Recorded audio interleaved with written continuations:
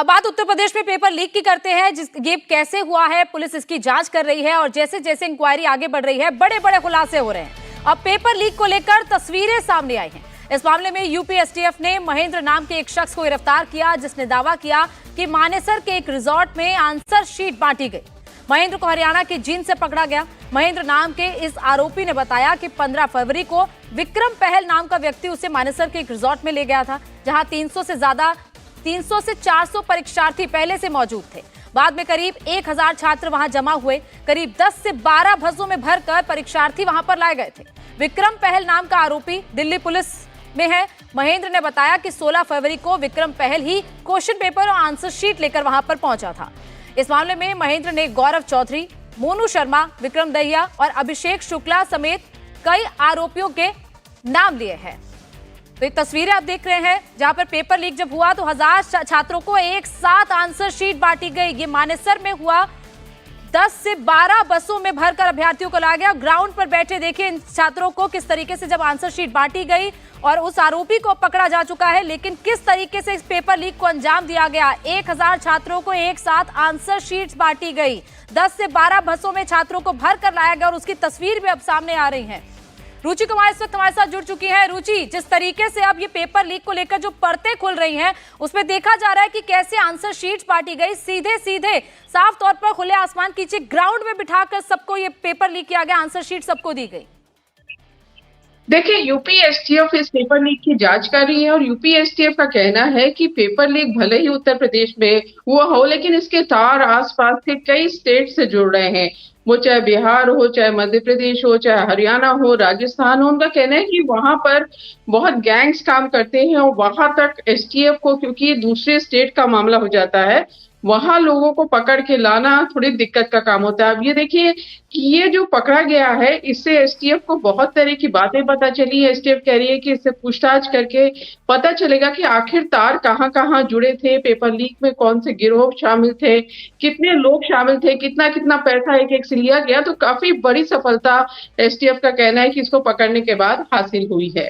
जी गोनिका। रुचि, कुछ और जानकारी मिल पा रही है इस शख्स के बारे में? इसके क्या पहले भी पेपर लीक को लेकर इसके मामले और भी सामने आए? इस पर क्या और भी कोई कंप्लेंट्स पहले आ चुकी हैं?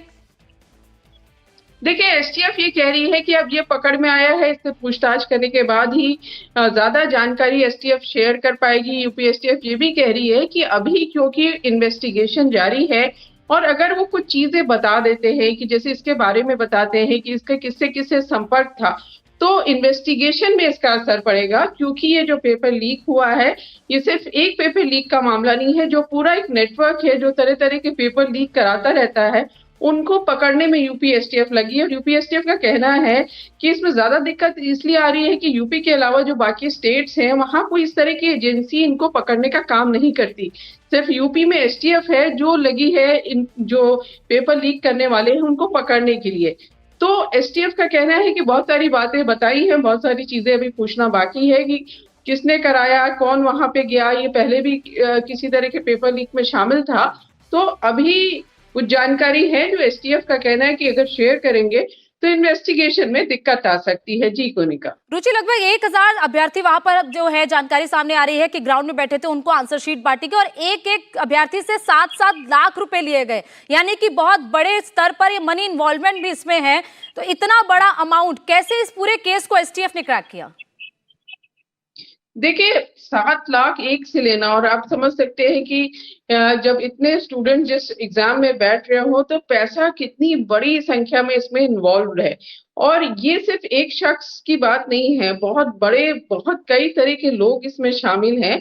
तो एसटीएफ यही कह रही है कि जैसा मैंने बताया कि एसटीएफ का कहना है कि बहुत सारी चीजें हमें पता है कि ये कैसे पेपर लीक हुआ, कितना पैसा लिया गया, कहाँ करेक्शन हुआ, कहाँ जैसे इस तरह की जो अभी ये जो पकड़ में आया है इसकी तस्वीरें सामने, इस तरह के और भी जगहों पे इस तरह से पेपर लीक कराया गया पैसे ले लेके। लेकिन उनका कहना ये है कि अगर हम बहुत ज्यादा चीजें शेयर अभी कर लेंगे तो जो फर्दर इन्वेस्टिगेशन है उसमें दिक्कत आएगी और जो और लोगों को हमें पकड़ना है जिन्होंने ये पेपर लीक कराया, जिन्होंने पैसे लिए, उनको पकड़ने में परेशानी आ सकती है। इसलिए एसटीएफ का कहना है कि अभी थोड़े दिन इंतजार करना पड़ेगा। लेकिन ये बड़ा रैकेट है पेपर लीक करने का, सिर्फ यूपी नहीं, जैसा मैंने बताया कि उनका कहना है कि बिहार हो, मध्य प्रदेश हो, राजस्थान हो, हरियाणा हो, ये सब जगह पेपर लीक के गिरोह हैं। वो पैसा लेकर पेपर लीक कराते हैं, और वो यूपी में भी जो एग्जाम होते हैं, क्योंकि यूपी बड़ा स्टेट है, एग्जाम्स होते रहते हैं, आबादी यहाँ ज्यादा है, तो उधर के जो गैंग है उनकी नजर यूपी पे रहती है। जी कोनिका। रुचि, क्योंकि उत्तर प्रदेश सरकार ने साफ कर दिया था जो भी पेपर लीक करेगा एक तरीके से पाप कहा था, खुद योगी आदित्यनाथ ने कहा था सख्त कार्रवाई की जाएगी।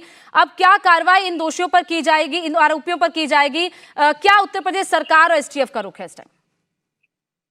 देखिए, सरकार का अगर आप रुक के हैं तो योगी आदित्यनाथ पहले ही कह चुके हैं कि जो पेपर लीक करना है, जो बच्चों के भविष्य के साथ खिलवाड़ कर रहे हैं, उनको बख्शा नहीं जाएगा, उनको सबक सिखाया जाएगा। तो अब एसटीएफ जो है धाराएं इसमें लगाई गई हैं, तो धाराओं के तहत कोर्ट से ये फैसला होगा कि इनको किस तरह की सजा मिले। लेकिन सरकार का कहना है कि कोर्ट में जबरदस्त तरीके से पैरवी की जाएगी, जिससे जो पेपर लीक कराने वाले हैं, जो पेपर लीक का गिरोह है, उनको एक संदेश जाए कि आगे जो एग्जाम्स उसमें उनकी हिम्मत ना हो इस तरह की पेपर लीक कराने की। तो पूरी कोशिश सरकार की ये है कि जिन लोगों ने भी ये काम किया है, बच्चों के भविष्य के साथ खिलवाड़ किया है, उनके खिलाफ सख्त कार्रवाई की जाए, एक्शन किया जाए। बिल्कुल रुचि, आप बने रहिए हमारे साथ। उससे पहले दर्शकों को जानकारी दे दें, 18 तारीख को पुलिस भर्ती की परीक्षा हुई थी। 48 लाख परीक्षार्थियों ने परीक्षा दी थी। ये तस्वीरें मानेसर के फार्म हाउस की हैं। परीक्षा से पहले की ये तस्वीरें हैं। परीक्षा शुरू होने से पहले ही आंसर शीट्स वहां पर पहुंच जाते हैं। छात्रों में बाकायदा वो आंसर शीट्स बांट दी जाती है और 48 लाख छात्रों का भविष्य दांव पर लग जाता है महज इस तरीके के कांड से कि देखिए किस तरीके से 1000 छात्रों को वहां पर बुलाया गया, आंसर शीट्स उनको बाकायदा बांटे गए और इस तरीके का जो कृत्य किया गया है वो जाहिर तौर पर एक बड़ा अपराध है, क्योंकि 48 लाख अभ्यर्थियों ने जब वो एग्जाम दिया और उसके बाद जब जानकारी मिलती है कि पेपर ही लीक हो जाता है, जब उनको एग्जाम देना था, तो जाहिर तौर पर सबके हाथ में निराशा लगती है और कईयों के पास कई चांसेस भी कम रहते हैं। ऐसे में उनके पास सबसे ज्यादा आगे सवाल यही रहता है कि उनके भविष्य का क्या होगा। तो उत्तर प्रदेश से हरियाणा तक ये पेपर लीक के तार जुड़े हुए हैं और एसटीएफ ने ये बड़ा खुलासा कर दिया है।